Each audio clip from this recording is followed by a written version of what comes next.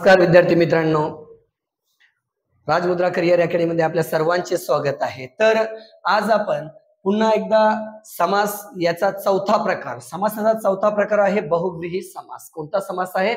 चौथा प्रकार आहे तर बहुव्रीही समास। याच्या अगोदरचे तीनही प्रकार आपल्याला मागील व्हिडिओ मध्ये भेटून जाईल। ओके, तर आपल्याला घ्यायचं आहे बहुव्रीही। बहुव्रीही मध्ये काय असतं की दोनही पदे महत्वाची नसतात। काय नसतात? दोनही पदे महत्वाची नसतात। दोनही पदे महत्वाची नसतात म्हणजे तिसऱ्याच घटकाचा येथे काय केलेला असतो? समावेश केलेला असतो। येथे तिसरा घटक दाखवलेला असतो। म्हणजे तुले न मले घाण कुत्र्याले असं येथे दिलेलं असतं। ओके, तर येथे सांगितलंय बहुव्रीही समास आणि बहुव्रीही समास जो असतो येथे दोनही पदे महत्वाचे नसून तिसरा घटक महत्वाचा असतो असं सांगितलं असतं। याचे चार प्रकार पडतात। किती प्रकार पडतात? बहुव्रीहीचे चार प्रकार। तर ते चार प्रकार आपल्याला लक्षात कसे ठेवायचे आहे की विसप्राण, काय? विसप्राण। वि म्हणजे विभक्ती बहुव्रीही। ओके, त्यानंतर स म्हणजे सहबहुव्रीही, त्यानंतर प्रा म्हणजे प्रादि बहुव्रीही, न म्हणजे नंज बहुव्रीही। तर यामध्ये विभक्ती बहुव्रीही आपण हा त्याचा पहिला उपप्रकार पाहणार आहोत।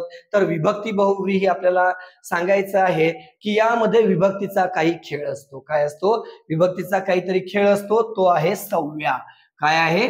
सव्या। सव्या म्हणजे तुम्हाला गोंधळ पडला असेल, सव्या म्हणजे विभक्ती बहुव्रीहीचे दोन प्रकार। सव्या, स म्हणजे समानाधिकरण। ओके, समानाधिकरण बहुव्रीही, समानाधिकरण विभक्ती बहुव्रीही आणि व्याधिकरण बहुव्रीही, विभक्ती बहुव्रीही। ओके, हे झाले विभक्तीचे दोन प्रकार। समानाधिकरण, समानाधिकरण म्हणजेच काय असतं? जेव्हा आपण या सामासिक शब्दाचा विग्रह करतो त्यावेळेला आपल्याला ते दोनही शब्द जे असतात ते समान विभक्तीमध्ये असतात। कशामध्ये असतात? त्याला आपण समानाधिकरण असं म्हणतो। आणि व्याधिकरण म्हणजे काय सांगितलं की दोनही जी पदे आहेत ती वेगवेगळ्या विभक्तीमध्ये आपल्याला सापडणार आहे। याला काय म्हणतो आपण? समानाधिकरण आणि व्याधिकरण।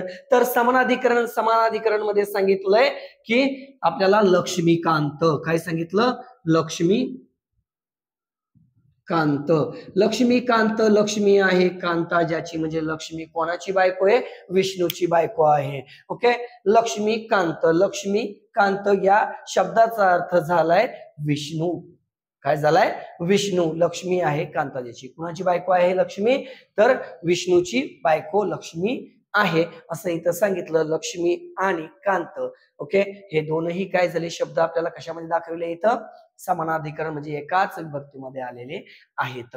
तर दुसरा शब्द आपल्याला घ्यायचा आहे व्याधिकरण मध्ये सुधाकर। काय घ्यायचं आहे? सुधाकर। सुधा आहे करात ज्याच्या, काय? सुधा आहे करात ज्याच्या, म्हणजे येथे सुधा आणि करात, पण येथे आपल्याला काय घ्यायचंय? ज्याच्या ही काय पकडायची? त्याची विभक्ती घ्यायची आहे। काय घ्यायची? विभक्ती ज्याच्या ह्या शब्दाची घ्यायची आहे। तर तिथे षष्ठी आहे, सुधा प्रथमेत आहे, तर आपल्याला सांगितलंय त्यांच्या विभक्त्या वेगळ्या आहे म्हणून त्याला व्याधिकरण म्हणायचं आहे। तर विभक्ती तत्पुरुष विभक्ती बहुव्रीही म्हणजे काय आहे? समानाधिकरण आणि व्याधिकरण दोनही विभक्त्यांचा खेळ इथे सांगितलेला आहे। म्हणजे विभक्ती मधून इथं काय असतो? तिथं प्रत्यय आलेला असतो। तर समानाधिकरण मध्ये काय सांगितलं की सारख्या विभक्त्या, व्याधिकरण मध्ये काय सांगितलं? वेगवेगळ्या विभक्त्या। तर त्यानंतरचा प्रकार आपल्याला पाहायचा आहे की सहबहुव्रीही समास। सहबहुव्रीही समास जो असतो, ओके, त्यामध्ये आपल्याला सांगितलंय स किंवा सह। काय? स किंवा सह हे पहिले पद असते। काय असते? हे पहिले पद असते। म्हणजे काय? सफल। सफल, काय लक्षात ठेवायचंय? सहबहुव्रीहीसाठी आपल्याला सफल। सफल म्हणजे फलाने सहित असा। काय सांगितलंय? फलाने सहित असा। ओके, फलाने सहित असा काय घ्यायचंय आपल्याला? फलाने सहित असा। फलाने सहित असा म्हणजे सहबहुव्रीही। स आलं, त्यानंतर आपल्याला सह शब्द घ्यायचा आहे। काय घ्यायचं आहे आपल्याला? सहपरिवार, परिवारासहित। ओके, तर आपण काय सांगितलं मित्रांनो, इथे सहपरिवार परिवारासहित असा. ओके, तर येथे सह हे शब्द येत असतात आणि त्यानंतरचा प्रकार आहे आपला प्रादी. सॉरी, इथे पहिली वेलांटी पाहिजे. ओके, प्रादी. ओके, प्रादी बहुव्रीही म्हणजे यामध्ये काय दिलेलं असतं, परा. ओके, परा सुवी अपदूर, सुवी अपदूर.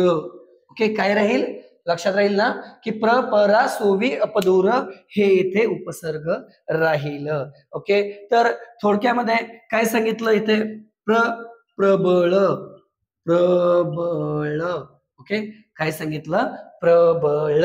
ओके, तर अधिक बलवान असा तो. काय सांगितलं, अधिक बलवान असा तो. सुमंगल पवित्र आहे असे ते. दुर्गुणी, काय सांगितलं, दुर्गुणी गुणांपासून दूर असलेला.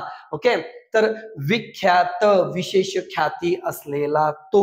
ओके, तर यामध्ये काय सांगितलं आपल्याला बाळांनो, प्रादी प्रस्त परास्त सुअस्त विअस्त अपस्त दूरस्त हे उपसर्ग घेऊन येथे आपल्याला तो शब्द तयार करायचा असतो.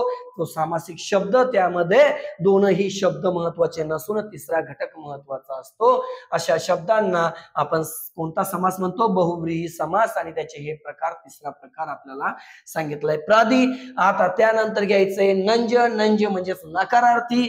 काय घ्यायचंय, पुन्हा येते नकारार्थी येईल, काय येईल, नकारार्थी येईल. आणि नकारार्थी जे उपसर्ग राहील ते कोणते राहील उपसर्ग आपल्याकडे, अन्नी. काय, अन न नी, काय राहील, अन्नी. लक्षात राहील का. तर हे नंज बहुव्रीही यामध्ये नकारार्थी शब्द म्हणजेच कसे, अत अव्यय. तर काय राहील, अव्यय.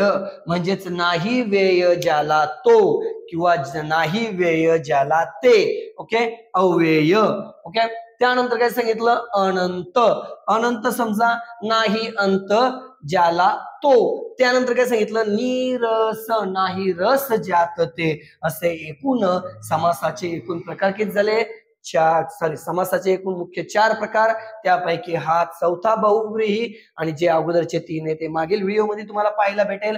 आणि या बहुव्रीहीचे 4 उपप्रकार आहेत, ते लक्षात ठेवण्यासाठी विसप्रांत सांगितलं. आणि बहुव्रीही समासामध्ये काय सांगितलं, दोनही पदे महत्वाचे नसून तिसऱ्याच घटकाचा येथे काय केलेला असतो, आपण समावेश केलेला असतो, तिसराच घटक दाखवलेला असतो. याला बहुव्रीही समास असं म्हणायचं आहे.